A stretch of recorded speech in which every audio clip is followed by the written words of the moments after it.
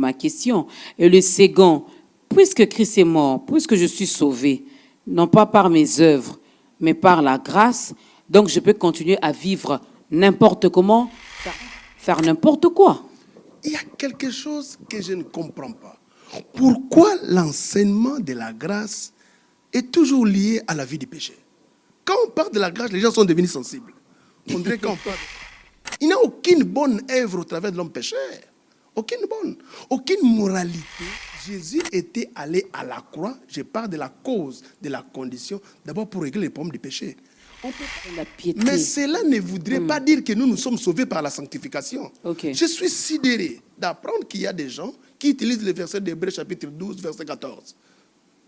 Sans rechercher la paix avec tous et la sanctification, sans laquelle personne ne verra le Seigneur. C'est la Bible. Bon, qu'on se le dise, parce qu'il y a un problème. Vous voyez, la Bible, c'est un livre qui doit être interprété en respectant un certain... Sommes-nous sauvés par la grâce ou par la sanctification? Si le salut est un don gratuit de Dieu, accordé par grâce, indépendamment de nos mérites, alors certains pourraient être tentés de penser qu'ils peuvent vivre comme bon leur semble, sans se soucier de leur conduite. Après tout, si la grâce ne dépend pas de nos œuvres, pourquoi faire l'effort de mener une vie transformée? Pourtant, la sanctification, ce processus par lequel nous devenons progressivement conformes à l'image du Christ, semble inséparable de la vie du croyant. Et le second, puisque Christ est mort, puisque je suis sauvé, non pas par mes œuvres, mais par la grâce, donc je peux continuer à vivre n'importe comment, faire n'importe quoi. Il y a quelque chose que je ne comprends pas. Pourquoi l'enseignement de la grâce est toujours lié à la vie du péché? Quand on parle de la grâce, les gens sont devenus sensibles. On dirait quand on parle de la grâce, on veut demander. C'est comme si gens, la grâce nous pousse un peu à faire n'importe quoi. Mais papa, mais maman, si Dieu pouvait nous sauver par grâce et que cette grâce, c'était une sorte de licence du péché, c'est que Dieu se serait trompé. Hein? Comment lui-même prend la décision de nous sauver par grâce et cette grâce-là nous pousse au péché? C'est que Dieu s'était trompé. Or, Dieu ne peut pas se tromper. Parce que nous ne pouvons pas avoir peur de dire ce que la Bible dit. Parce qu'au-delà de la Bible, il n'y a aucune autorité suprême.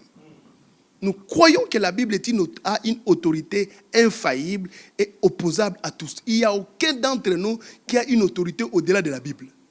La Bible est au-dessus de nos convictions. Oui. La Bible est au-dessus de nos soupçons. Les gens ont peur de présenter le salut par grâce. Ils disent qu'en le faisant, ils vont pousser les gens au péché. Mais c'est très grave. Première chose, quand quelqu'un a rencontré la grâce et demeure dans le péché, c'est un menteur. Il n'a pas rencontré la grâce. Ok. Ouais. La vraie grâce de Dieu ne peut pas te pousser à demeurer dans le péché. Je donne un exemple. Vous vous noyez dans l'océan Atlantique et vous voulez mourir. Déjà pour vous, c'est la fin. C'est la vie d'un homme qui est vautré dans les péchés. Il est là, dans les péchés, il n'attend que la mort pour aller en enfer. Il y a un maître nageur qui te suit par là et qui te fait sortir là-bas. Simplement parce que tu t'es lavé au bord de l'océan et les vagues t'ont emporté. La personne te sauve et te fait sortir de là. Qu'on se le dise. Vous pensez que le lundi matin ou le lendemain matin, la personne viendra encore Je faire ne des m'approcherai même pas, même pas. Je vais regarder l'océan de loin. Non, donc, c'est clair. Quand la grâce pousse les gens au péché, ça, ce n'est pas la grâce biblique. Parce que la grâce biblique, selon Tite au chapitre 2, à partir du verset 10 et 11, nous enseigne, ça devient tout un enseignant, à renoncer à de mauvaises choses. Et nous enseigne la piété. Mais cela ne voudrait pas dire que nous sommes sauvés par la sanctification. Okay. Je suis sidéré d'apprendre qu'il y a des gens qui utilisent le verset d'Hébreux chapitre 12, verset 14. Sans rechercher la paix avec tous et la sanctification, sans laquelle personne ne verra le Seigneur. C'est la Bible. Bon, qu'on se le dise, parce qu'il y a un problème. Vous voyez, la Bible, c'est un livre qui doit être interprété en respectant un certain nombre de principes, selon lesquels on ne peut jamais interpréter un texte sans tenir compte de son contexte. Parce que interpréter un texte sans tenir compte de son contexte, ça devient un prétexte. La Bible doit s'expliquer par la Bible. Les versets flous sont expliqués par des versets clairs. Ok. Qu'on se le dise. Bon, si Dieu devait nous accorder le salut par la sanctification, alors pourquoi Jésus a été allé à la croix? Pour nous sanctifier encore. C'est la Bon, Bible. bon, qu'on se le dise, parce qu'il y a un problème. Vous voyez, la Bible, c'est un livre qui doit être interprété en respectant un certain nombre de principes, selon lesquels on ne peut jamais interpréter un texte sans tenir compte de son contexte. Parce que interpréter un texte sans tenir compte de son contexte, ça devient un prétexte. La Bible doit s'expliquer par la Bible.